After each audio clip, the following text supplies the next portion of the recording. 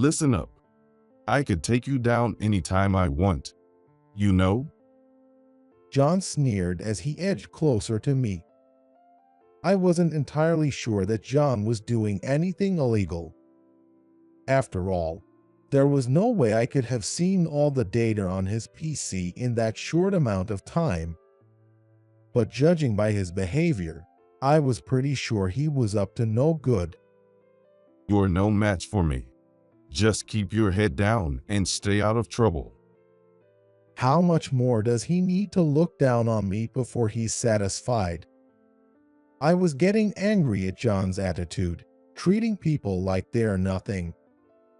So, you're cheating, huh? Shut up, you scum. It infuriated me that he could cheat, insult others without any remorse, and live it up with the money he made dishonestly. What's with that defiant look? Don't tell me you think you can beat me. I had been holding back all this time. I owed a lot to my father-in-law for giving his blessing to my marriage. Above all, it was because he was part of my wife's family. But now, my wife, Emily, has completely fallen under John's influence. She neither defends nor supports me anymore. The moment I thought I didn't have to endure it any longer, something snapped inside me. I will never forgive you. I vowed to myself to revisit everything that had happened up to now with John. My name is Steven Tyler. I'm a 60-year-old who runs a real estate business. I used to live with my wife Emily, also 60. But last month, suddenly, I got a call from my in-law's house saying that my father-in-law was not in good health. My in-laws are well-known locals, a family of politicians that goes back generations. Living at the in-laws' house are my parents-in-law and John and his wife. My father-in-law was a politician, but he retired 2 years ago due to his health. My mother-in-law, originally frail, had needed care for several years. It was John and his wife who had asked my wife, John's sister, if we could look after their parents.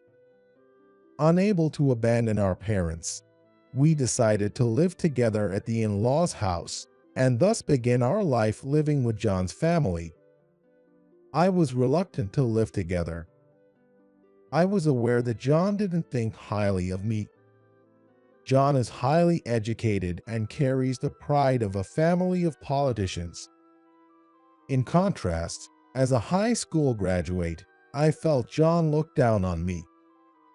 Since the beginning of our marriage, he had opposed his sister marrying me and frequently made statements that I was not part of their family. At the time, my father-in-law convinced John, and I was able to marry Emily successfully, but the rift between John and me has never healed. Yet, John had me join his political support group and asked for financial support for his campaigns. I felt used by John, but I complied in silence because of my wife's position. I was worried whether I could ever get along with John. Soon after moving in, John started pushing household chores and his parents' care onto me. I thought since my in-laws' family was well off, why not just hire a maid? But it soon became clear why we were called to live with them. John and his wife's extravagant spending was becoming conspicuous. Even for a wealthy family, there are limits. Born into money, John probably doesn't understand what an ordinary life looks like. However, one saving grace is that John and his wife eat out almost every day, so there's no need to prepare meals. Right after moving in, my wife and I discussed and decided on a division of labor. Emily would handle the household chores and care for the parents. I would manage our finances. John's attitude towards me was the worst. Not recognizing me as family, John, proud of his distinguished family background and political stature, tended to look down on me, who was not in the same position. I don't consider you family. The most I can do is treat you as part of the household. To John, it seems I am not family but merely someone to be used at his convenience. Despite my wife and I handling the household, John constantly has to chip in. You only have a high school diploma, so you're not well educated. That's why I'm giving you advice. Be grateful. Sure, I'm just a high school graduate. I think I've done quite well for myself, but John doesn't see it that way. Just because you have a high school diploma, do you think you are doing the same level of work as us? That's not the case. I am a politician, and you're just a high school grad. You'll never surpass me. Get that into your head. If he thinks he's so perfect, he should handle everything himself. I was furious with John's words, taking advantage of us, yet always trying to dominate. But this is his family's home, and I'm completely out of my element here. Even my wife thinks that whatever John says must be right. I have no one on my side here. And it's not just that I was unhappy with my situation at my in-laws' place. My salary was entirely eaten up by living expenses here. The amount John and his wife spend is especially outrageous. I was getting sick of this lifestyle. Every day, John and his wife would go out to eat and come back. When John returned, I tried asking him to cut back on eating out a bit. But what came back from John were words that insulted me. You think you can advise me? You're 100 years too early. It's your fault, weed out. I'm embarrassed to sit at the same table as someone with just a high school diploma like you. Then, I'll change the time I eat, I suggested. What do you mean by telling me what to do? How do you think you can survive in this family? Don't you realize you're out of place in this house? I thought it was unreasonable since they had asked us to come here. I had known all along, but John was not someone who would listen to me.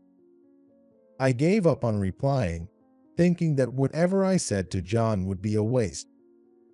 Ever since you came here, I feel like our family's reputation has dropped. He muttered that as he went back to his room. You better think about who you're talking to. Mary snapped at me, and I struggled to hold back my anger. I was dissatisfied with the things John and his wife said and their attitude toward me. I wondered how I could ever get along with them and started to think about it every day. A few days later, I finally discussed it with my wife. But she insisted that John was right. I did think I was at a disadvantage here. But I hadn't thought that my wife would side with John so much. From that day on, my wife's attitude changed. What surprised me the most was that my wife started to join in on John's harassing remarks towards me. It's so embarrassing I can't tell anyone I have a high school grad in my family. Me too. It's embarrassing to say that my husband is such a low-level person. I'm sorry for all the troubles he has caused you, John, Mary. My wife had started to say things like John would. Far from supporting me, she began to side with John and corner me. I tried to convince my wife, Emily, to at least be on my side. Have you always seen me this way? But I agree with John. If you were like him, I could have had a life like his wife's. I don't know if living with John and his wife influenced Emily or if she always thought this way. However, it's certain that her mindset changed rapidly after coming here. If you're so against John's ideas, then surpass him and show me. Her words made me feel sad. What have I done to deserve this? I've tried my best to make her happy, but was it all for nothing? I felt like my heart was tearing apart. These were troubling days for me, but then something even more upsetting happened. One day, when I returned from work, I found John, his wife, and Emily in the living room, looking at me as if I were a criminal. What's going on? I couldn't stand their stares and asked, only for John to accuse me unbelievably. You've been cheating on Emily behind her back. What? Apparently, they were under the impression that I was having an affair. It must have been Emily who fed this false information to John and his wife. Wait a minute. You really are scum. Emily, you should dump this guy fast.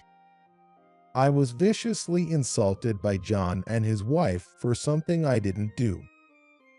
I desperately tried to defend myself, but they wouldn't listen. I couldn't accept it and wanted to confront Emily about why she spread these lies.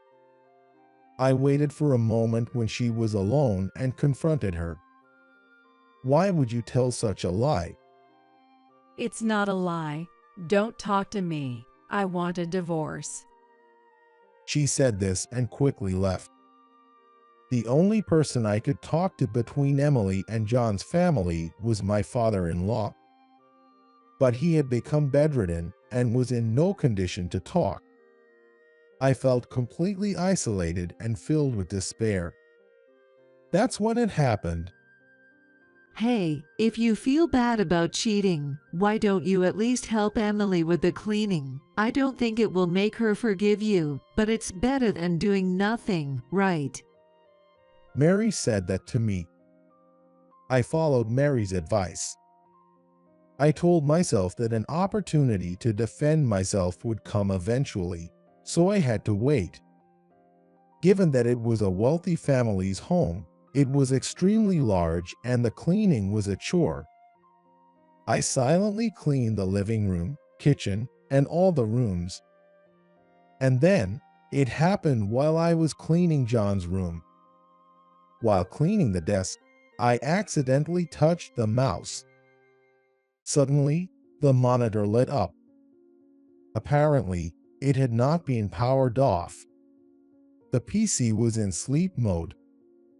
Just as I was about to turn it off, I saw something on the monitor, records of cash income. Looking closer, there was an unusually large amount of cash recorded, including many amounts listed as public activity expenses. Is this fraud? Thinking this, I hurried back to my room to grab a USB drive and copied the data from John's PC. As I was about to leave John's room, John, who had just returned, caught me. What are you doing? Just cleaning. I tried to play it off. John glanced at the PC and asked, Did you see it? I remained silent. Listen up. I could take you down anytime I want. You know? John sneered as he edged closer to me. I wasn't entirely sure that John was doing anything illegal.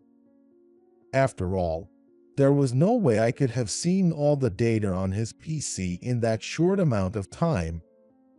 But judging by his behavior, I was pretty sure he was up to no good. You're no match for me. Just keep your head down and stay out of trouble. How much more does he need to look down on me before he's satisfied? I was getting angry at John's attitude, treating people like they're nothing. So, you're cheating, huh? Shut up, you scum. It infuriated me that he could cheat, insult others without any remorse, and live it up with the money he made dishonestly. What's with that defiant look? Don't tell me you think you can beat me. I had been holding back all this time. I owed a lot to my father-in-law for giving his blessing to my marriage. Above all, it was because he was part of my wife's family. But now, my wife, Emily, has completely fallen under John's influence. She neither defends nor supports me anymore. The moment I thought I didn't have to endure it any longer, something snapped inside me. I will never forgive you. I vowed to myself to revisit everything that had happened up to now with John. You scum. Well, if you think you can do it, then go ahead and try. Oh, and if you're not family, then get out. I responded to him with a smile. Yes, thank you. I will do just that. All this time boasting about his high education and being from a political family. And now, high and mighty John is about to be easily brought down by me, just a guy with a high school diploma. I couldn't stop laughing. I immediately went to my wife, Emily, and told her what John had said. So you're leaving then? When Emily said this with a smile, I felt completely liberated. I packed my bags and left the house. Having not planned to suddenly leave, I stayed in a hotel for a few days. During that time, I looked for an apartment where I could live alone. Since my job is in real estate, finding a place wasn't too hard. Living alone was truly comfortable. Without having to consider anyone else, I could relax in my space. I was really enjoying my freedom. A few weeks later, the divorce papers I had sent to my wife came back. Checking the contents, Emily had filled out her part properly. Then, I submitted the divorce papers to the courthouse. By becoming officially separated from that family, I felt completely refreshed. Months later, something happened. The doorbell rang, and when I went to the entrance, there was John.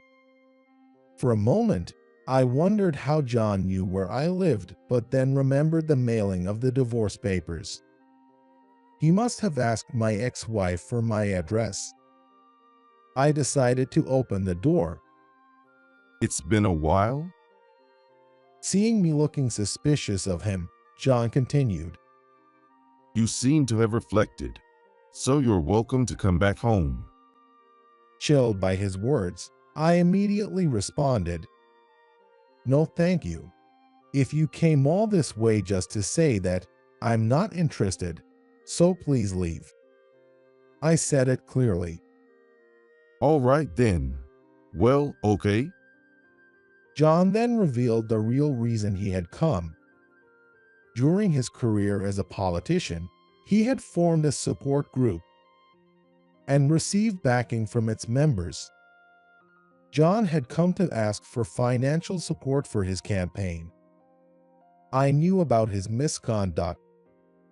I believed that such support was legally and morally problematic. No, thank you. It struck me how he was still trying to impose his needs on me. Indeed, the true nature of a person seldom changes. John probably still sees me as someone he can use at his convenience. Are you sure? You might not be able to work anymore. Think about it. Such blatant threats only made me angrier. I was determined not to lose to someone like him. John had tried to intimidate me with various threats, but I stood firm and forcefully sent him away. A few days later, my ex-wife called. She said she wanted to meet and talk. I had nothing to talk about and refused, but my ex-wife pleaded for just one meeting. Reluctantly, I agreed to meet and talk with her. When I saw my ex-wife after a long time, she seemed somewhat worn out. You might think it's convenient, but I want to start over. I immediately refused, thinking how convenient her timing was. I had come to the meeting with the mindset that whatever happened to my ex-wife was none of my concern. I wasn't interested in her current situation, but she started talking anyway. After I left the house, it seems they ran into financial trouble. They had been living off my salary, and John hadn't contributed to the living expenses, which naturally led to problems. John began contributing reluctantly to the living expenses, but his extravagant spending continued as before. As money became tight and his own campaign funds dwindled, John became frustrated and lashed out at his family. He was particularly harsh on his sister, my ex-wife. Please, I need your help. Despite the years we had been together, I felt nothing for her. When I needed help, she did nothing for me. Instead, she sided with John and continued to blame me. Memories of that time flashed back in an instant. I was the cheater, right? Asking someone like that for help is insane. I coldly dismissed her. I could no longer trust my ex-wife. Who knew when she might betray me again? I'm sorry, that was a misunderstanding. That misunderstanding had caused me a lot of hardship and drained me both physically and mentally. A wife is supposed to stand by her husband, I thought. However, I understood the pain and loneliness inflicted by John since I had experienced it myself. For my ex-wife, John's word was absolute. But I couldn't betray my important partner like that. I'm sorry, but I can't consider getting back together with you, Emily. That's... My ex-wife broke down crying. John's word is absolute, right? Just believe and follow him. I won't forget your smirk when I said I was leaving the house. I said that to her as she cried, and then I walked away. I thought this would be the last time we would ever meet. A few days after that incident, I had been set to receive a loan for my real estate brokerage business from the bank. But suddenly, the bank declined the loan. At first, I didn't understand what had happened. Thinking calmly, I concluded it must have been John's doing. Apparently, he didn't like that I refused his request for campaign funding. Now, I expected John to use his full power as a politician to influence my business. I developed a strong distrust due to the unjust treatment I received from John. So it started. I had sworn revenge on John and had anticipated something like this might happen sooner or later. I decided to bring to light the fact that John had been engaging in misconduct. I won't let him have his way with everything. Since the evidence I had previously copied onto a USB drive wasn't convincing enough, I hired a detective agency to investigate John. Several weeks later, the detective agency reported back. Indeed, they discovered that John was involved in misconduct. The detective agency thoroughly investigated John's activities. It seems he had been diverting public funds for personal use and taking money from certain businesses using his political influence. This must only be the tip of the iceberg. I provided this information to the media and the police. A few days later, I received a call from John. Something must have happened. Excited, I answered the phone. Is this your doing? He shouted as soon as I picked up. That's what I told you, didn't I? I will not forgive you. You dare? With your high school diploma? John was ranting over the phone. How does it feel to be easily outdone by a high school grad? John was screaming so much I could barely make out his words. I finally said what I had always wanted to tell him. You're sorely mistaken if you think everything will go your way. You better sit tight in your little cage and reflect on this. In the end, it's you who can't work anymore. With that, I hung up the phone. I had been feeling pent up, but saying those words to John was a huge relief. Later, John was arrested by the police. For his family, who always believed he could do no wrong, the shock must have been immense. This is true especially for my ex-wife, who was deeply shaken by his arrest. At the same time, it seems she was finally freed from John's spell. Since then, my ex-wife has contacted me multiple times. John was wrong. Kicking you out was a big mistake. As I listened, I thought it's too little too late. According to my ex-wife, Mary disappeared right after John was arrested. She's gone without a trace, and no one knows where she is. It's shocking to hear such a distinguished family fall apart like this. It seems my former in-law's home has collapsed. Since then, my ex-wife has continually pressed for reconciliation, begging if there is any way we could get back together. If you come back, I'll do anything. Please, I'm begging you. Having cleared my head from the recent events, I was indifferent. I have no plans to remarry at this age, nor do I intend to remain single forever. Moreover, while my former in-laws have some savings, it must be tough for my ex-wife to take care of her parents alone. However, I never thought living alone could be so comfortable, so I plan to enjoy it a bit longer.